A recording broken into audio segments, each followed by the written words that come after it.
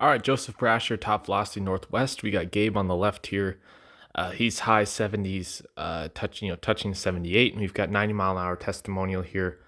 Colton Turner on the right. So let's take both these guys into their lifts.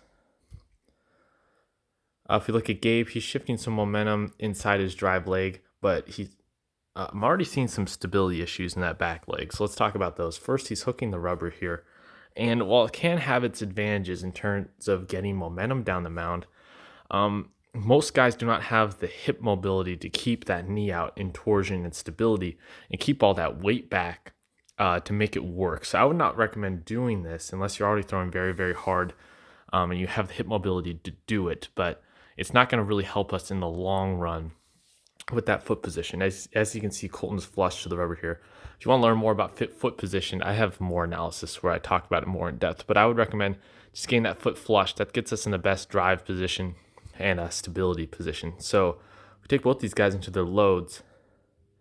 Gabe goes down hard aggressively and turns that knee in, and that's mostly because of that foot position. That foot position is really, turning that knee in. He's losing stability. He's losing torsion in that back leg, and it already starts to collapse. Also, his front leg is swinging very aggressively. We want to move with the hips forward and down at the same rate, keep that back leg passive and back, and get that force vector linear while holding as much stability in that back leg as possible. He's also already bringing the arm up and cocking the arm.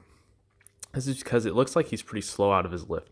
When you're slow out of your lift and you're not moving your hips, at the right speed, that arm is going to want to swing and that upper body is going to want to get into position to overcompensate.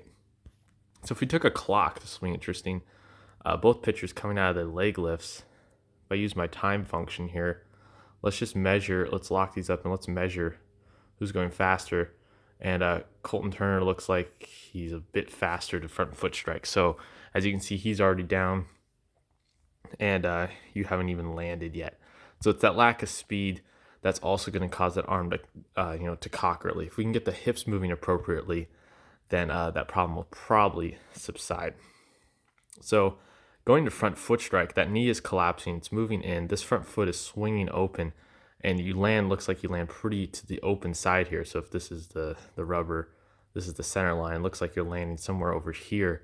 And your upper body is already throwing before you land. So everything is just out of sync.